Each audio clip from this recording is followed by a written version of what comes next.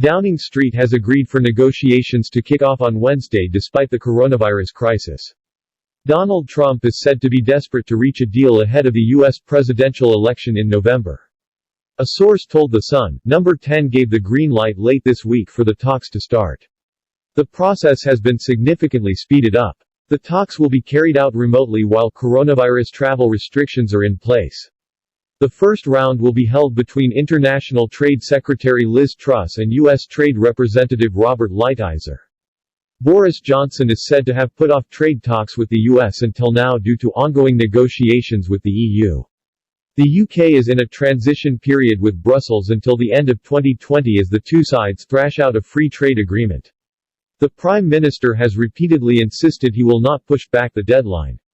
Mr. Trump promised to strike a massive trade deal with the UK after Mr. Johnson's general election victory in December.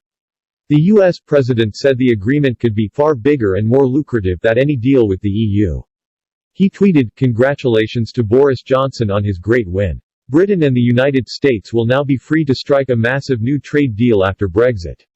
This deal has the potential to be far bigger and more lucrative than any deal that could be made with the EU. Celebrate Boris."